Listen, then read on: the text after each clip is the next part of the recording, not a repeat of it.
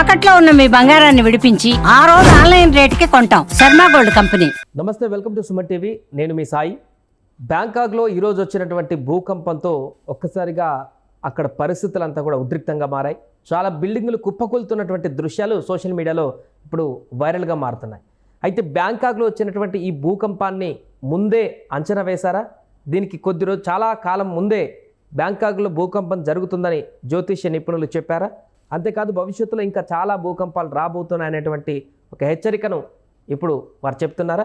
దీనికి సంబంధించి మనం తెలుసుకుందాం. మనతో పాటు ప్రదీప్ జోషి గారు, ప్రముఖ జ్యోతిష్య నిపుణులు మనతో పాటు జూమ్లో జాయిన్ అవుతున్నారు. వారితో మాట్లాడదాం. ప్రదీప్ జోషి గారు నమస్తే అండి. శ్రీమాత్రే నమః. రైట్, ప్రదీప్ జోషి గారు, బ్యాంకాక్లో వచ్చినటువంటి ఈ భూకంపానికి సప్తగ్రహ కూటమికి ఏమైనా సంబంధం ఉందా? శ్రీ గురుభ్యో నమః. శ్రీమాత్రే నమః. ముందుగా సనాతన ధర్మ బంధువులందరికీ నమస్కారం. నేను ఆల్రెడీ సుమన్ టీవీలో షష్టగ్రహ కూటమి, దీన్ని షడ్గ్రహ కూటమి అంటారు. మీరు అన్నట్టుగా యురేనస్ ని కలుపుకుంటే సప్తగ్రహ కూటమి కూడా. ఈ గ్రహాలన్నీ కూడా ఎప్పుడైతే ఒక దగ్గరికి, అంటే 5 లేదా 6 గ్రహాలు ఎప్పుడైతే ఒకే రాశి లోపల కలుస్తాయో అప్పుడు ప్రపంచం లోపల ఎక్కడో ఒక చోట విపత్తులు అనేటివి ఏర్పడతాయి. మనము 2020 గనక చూస్తే గనక పంచగ్రహ కూటమి ఏర్పడింది. అప్పుడు కూడా షష్టగ్రహ కూటమి ఏర్పడింది 2019 డిసెంబర్లో. దాని తర్వాత మనకి లాక్డౌన్, కరోనా లాంటి పరిస్థితులు వచ్చాయి. ఆ తర్వాత పోయిన సంవత్సరం కూడా పంచగ్రహ కూటమి వచ్చింది. అప్పుడు కూడా మనం చూసాము, ఎన్నో జల విపత్తులు వచ్చాయి. మనము అన్ఎక్స్పెక్టెడ్ గా మనం ఎక్స్పెక్ట్ చేయందే మనకి విజయవాడలో కూడా ఒకటి జల విపత్తు వచ్చింది, ఎంతో మంది ఇబ్బందులు పడ్డారు, అన్ని జరిగాయి. కానీ ఈసారి ఏంటంటే వీటన్నిటికన్నా చాలా పెద్దది. ఇదేమిటంటే దీన్ని షడ్గ్రహ కూటమి అంటారు. 6 గ్రహాలు ఒకే స్థానంలో ఉండడము, అది కాకుండా అదే సమయంలో గ్రహణం ఏర్పడడం, సూర్యగ్రహణం ఏర్పడడం. ఈ గ్రహణ ప్రభావం వల్ల ఏం జరుగుతుంది అని అంటే యూనివర్సల్లో గ్రావిటేషనల్ ఫోర్స్ లో గ్లిచెస్ వస్తాయి. ఇప్పుడు యూనివర్సల్లో అన్ని గ్రహాలన్నీ కూడా తిరుగుతున్నాయి. దేనివల్ల అంటే గ్రావిటేషనల్ ఫోర్స్ తోటి తిరుగుతున్నాయి. సో ఎప్పుడైతే ఈ గ్రహణానికి సంబంధించిన వేద ప్రారంభం అవుతుందో దానితో భూకంపాలు వచ్చే అవకాశం ఉంటుంది. నేను దీన్ని దాదాపుగా 10 ఏళ్ల క్రితమే రీసెర్చ్ చేసి నేను ఇంటర్నేషనల్ సాంస్క్రిట్ కాన్ఫరెన్స్ లో ఈ ప్రజెంటేషన్ కూడా ఇవ్వడం జరిగింది. ఆల్రెడీ ఈ సుమన్ టీవీలో కూడా జరిగినటువంటి ఇంటర్వ్యూస్ లో నేను ఆల్రెడీ చెప్పాను ఏంటంటే కనుక ఇది మంచి సమయం కాదు. విశ్వావసునామ సంవత్సరంలో షడ్గ్రహ కూటమి వస్తుంది. ఈ షష్టగ్రహ కూటమి వచ్చే సమయానికి భూకంపాలు తీవ్రతరంగా ఏర్పడతాయని చెప్పి ఆల్రెడీ ప్రజెంటేషన్ చెప్పాను. చెప్పినట్టుగానే జరిగింది. ఇది ఇక్కడితోటే ఆగిపోదు, ఇంకా సునామీలు వచ్చే అవకాశం ఉంటుంది.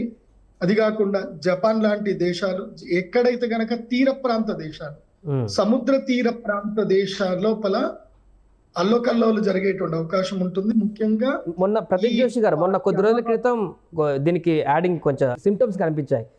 జపాన్లో అన్ఎక్స్పెక్టెడ్గా ఎప్పుడు బయటికి రానటువంటి ఒక చాప లాంటి ఒకటి రావడం, లేకుంటే వేల సంఖ్యలో తాబేలు బయటికి రావడం, షార్కులు చనిపోయి తీర ప్రాంతానికి రావడం, ఇలా కొన్ని వింతలు జరిగినటువంటి సందర్భాన్ని కూడా చాలా మంది కోట్ చేస్తారు సోషల్ మీడియాలో. ఇవి సంకేతాలు ఏమన్నా చెప్పుకోవచ్చా మీరు చెప్పిన దానికి? ఇంకే సంకేతం ఏంటి, ఆల్రెడీ స్టార్ట్ అయింది కదా మనకి. ఈ రోజు already result number 1 result start అయింది కదా. సంకేతం ఆల్రెడీ చూపించడం. దీన్నే ఏమంటారు అంటే శకున శాస్త్రం అంటారు. మీన రాశిలో శనిగ్రహం ప్రవేశించి మీన రాశిలో సూర్యగ్రహణం ఏర్పడుతుంది అని అంటే, మీనము అంటే ఏంటి? చేపలు. చేపలు ఎక్కడ ఉంటాయి? సముద్రంలో ఉంటాయి, నీళ్లలో ఉంటాయి. అంటే జల విపత్తులు ఏర్పడతాయి. సముద్ర తీర ప్రాంతంలో భూకంపాలు, విపత్తులు ఏర్పడతాయి. సో ఇప్పుడు అదే జరిగింది. నేను ఆల్రెడీ 2015లోనే శిల్పాకోన్ యూనివర్సిటీకి ప్రజెంటేషన్ ఇవ్వడానికి వెళ్ళాను. అప్పుడే ఈ భూకంపాల గురించి ప్రజెంటేషన్ చెప్పాను. అప్పుడే చెప్పాను, Bangkok is not, Thailand is not suitable for the largest tallest buildings అని చెప్పి అప్పుడే నేను ప్రజెంటేషన్ చెప్పాను. చెప్పిన తర్వాత అప్పటి వరకు ఉన్న టాలెస్ట్ బిల్డింగ్సే. ఆ తర్వాత గవర్నమెంట్ లో అప్పుడు నేను ప్రజెంటేషన్ ఇచ్చిన తర్వాత అప్పటి కింగ్ ఎవరైతే ఉన్నారో చూసి దాని తర్వాత సముద్ర తీర ప్రాంతం లోపల ఈ థాయిలాండ్ లో లోపల కానీ హై రైజ్ బిల్డింగ్స్ పర్మిషన్ ఇచ్చారు, కానీ తర్వాత పర్మిషన్ ఇవ్వాల, ఆపేశారు. సో ఇప్పుడు కూలిపోయిన బిల్డింగ్లు కూడా 10 సంవత్సరాల క్రితం కట్టిన బిల్డింగ్లే కూలిపోయాయి. అట్లాగే మయన్మార్ కూడా అదే జరిగింది. అండ్ ఇప్పుడు చైనాలో కూడా మళ్ళీ భూకంపం వచ్చే అవకాశం ఉంటుంది.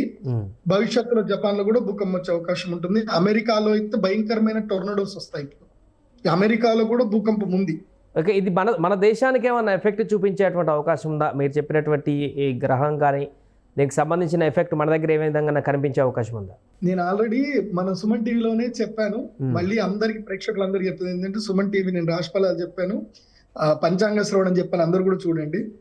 ఎక్కడైతే స్త్రీలు గౌరవింపబడతారో, ఎక్కడైతే అందరికీ అన్నదానాలు జరుగుతాయో, ఎక్కడైతే నిత్య హోమ యజ్ఞ యాగాదులు జరుగుతాయో అక్కడ విపత్తులు రావు.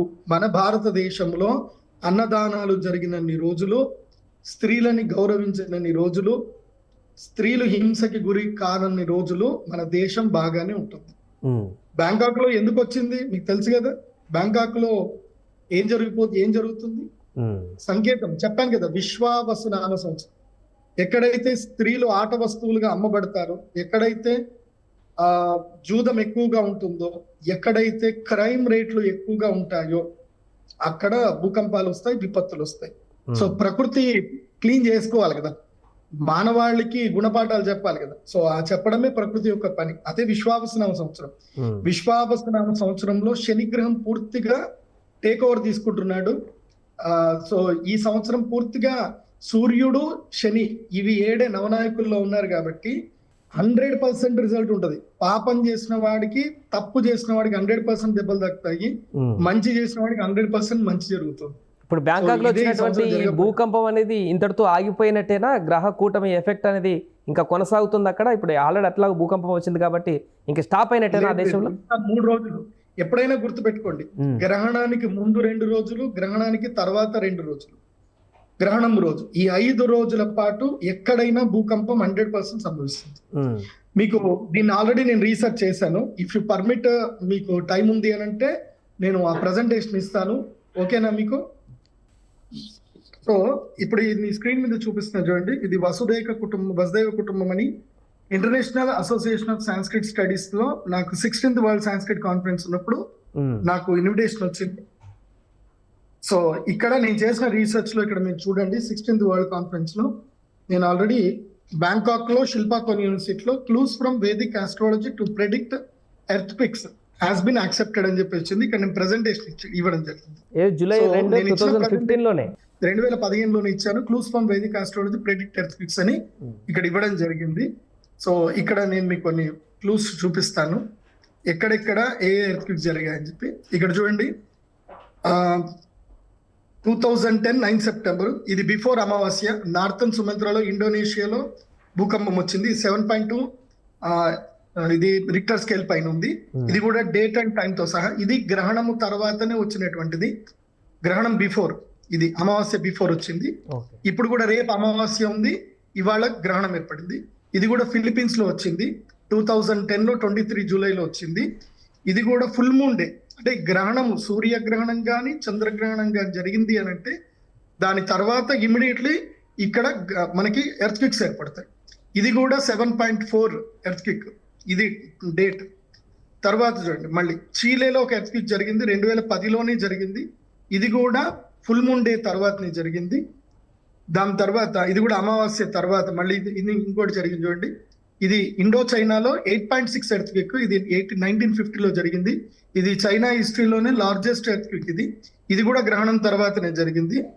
తర్వాత ఇరాన్ లో జరిగింది, 2 లక్షల మంది చనిపోయారు, 1780లో జరిగింది. ఇది కూడా ఎగ్జాక్ట్ గ్రహణం తర్వాత, ఇమ్మీడియట్లీ గ్రహణం నెక్స్ట్ డేనే జరిగింది. ఇప్పుడు కూడా షష్టగ్రహ కూటమి జరిగింది, దీని తర్వాతనే గ్రహణం జరిగింది. మళ్ళీ ఇది గతంలో జరిగినటువంటిది, 2 లక్షల మంది చనిపోయారు, 22 డిసెంబర్లో జరిగింది. సో ఇది కూడా షష్టగ్రహ కూటమి, అప్పుడు కూడా జనాలు చనిపోయారు. 2010 జనవరిలో కూడా హైతీలో జరిగింది, 7.2 lakhs మంది చనిపోయారు ఇక్కడ. సో మళ్ళీ చైనా చీలీలో ఒక ఎర్త్క్వేక్ జరిగింది, 1 లక్ష మంది చనిపోయారు. ఇది కూడా ఫుల్ మూన్ డే తర్వాతనే జరిగింది. ఇది కూడా చంద్రగ్రహణం అప్పుడే జరిగింది. సో అలాస్కాలో 1964లో జరిగింది. ఇది అమెరికన్ హిస్టరీలోనే చాలా పెద్ద ఎర్త్క్వేక్ ఇది. సో జియోలాజికల్ చేంజెస్ జరిగాయి 1964 తర్వాత. ఇది కూడా చంద్రగ్రహణం తర్వాత జరిగింది. నెక్స్ట్ ఇంకోటి షాంఘైలో ఒక ఎర్త్క్వేక్ జరిగింది, 8,30,000 మంది చనిపోయారు. ఇది 1556లో జరిగింది. సో ఇది కూడా 1976లో ఒక టంగ్షాన్లో ఒక ఎర్త్క్వేక్ జరిగింది చైనాలో. ఇది కూడా పంచగ్రహ కూటమి తర్వాతనే జరిగింది. ఇది కూడా లార్జెస్ట్. దీంట్లో 6,55,000 మంది చనిపోయారు అప్పట్లో. ఇది ఎగ్జాక్ట్, ఇది సునామీ కూడా ఏర్పడింది. ఇది లేటెస్ట్ గా 2010 అప్పుడు ఏర్పడిన సునామీ ఇది. ఇది కూడా ఫుల్ మూన్ తర్వాతనే జరిగింది. 1737 లో ఒక ఎర్త్క్వేక్ జరిగింది, 3 లక్షల మంది చనిపోయారు. ఇది కూడా ఫుల్ మూన్ డే తర్వాతనే జరిగింది. సో మళ్ళీ ఇది ఒకటి కూడా చెప్తే, గుజరాత్ లో జరిగిన ఎర్త్క్వేక్ ఒకటి మన భారతదేశంలో జరిగింది, 2001లో జరిగింది. సో ఇది day after black moon day. ఇది కూడా సూర్యగ్రహణం తర్వాతనే జరిగింది. ఈ ఎర్త్క్వేక్ లో 1,97,000 మంది చనిపోయారు. సో మనకి సునామీ మన భారతదేశంలో కలిచివేసిన సంఘటన ఏంటంటే 2004లో జరిగింది. ఇది కూడా చంద్రగ్రహణం తర్వాతనే, ఫుల్ మూన్ డే తర్వాతనే ఈ గ్రహణం, ఇది మనకి ఎర్త్క్వేక్ వచ్చింది. అప్పుడు కూడా చాలా మంది చనిపోవడం జరిగింది. చెన్నై అండ్ ఇండోనేషియాలో చాలా పెద్దనైనటువంటివి జరిగాయి. సో నేను ఇక్కడ చెప్పేది ఏంటంటే, how can astrology predict earthquake? By observing moon and sun lunar and sun eclipse days as well as full moon and black moon days based on planetary position, symptoms of clouds, behaviour of animals. So మనకి animals మనకి ఎప్పుడైనా మనకి చూపిస్తాయి. ఇప్పుడు ఈ భూకంపం ఏర్పడింది Myanmar లో, బ్యాంకాక్ లో భూకంపం ఏర్పడింది. దీనికి మనకి సిమ్టమ్ ఆల్రెడీ చేపలు ఇవన్నీ కూడా మనకి చూపించాయి, సముద్రం నుంచి ఒడ్డుకు చూపించాయి. సముద్ర తీరంలో ఒక పెద్ద భూకంపం రాబోతుంది అని చూపించింది. సో ఆ సిమ్టమ్ ఆల్రెడీ ఉంది. సో ఎప్పుడెప్పుడు ఎర్త్క్వేక్స్ వస్తాయనే దాన్ని కూడా నేను మీకు చెప్పాను. Where do earthquakes 3 days before, after full moon days and black moon day. 100% after lunar and sun eclipse. అంటే సోలార్ ఎక్లిప్స్ జరిగినా, ల్యూనార్ ఎక్లిప్స్ జరిగినా 100% ఎక్కడైతే 4, 5 ఇంకా 6 గ్రహాలు ఉన్నాయంటే ఇంకా 100% డౌట్ లేదు, పక్కా ఎర్త్క్వేక్ వస్తుంది, భూకంపం వస్తుంది.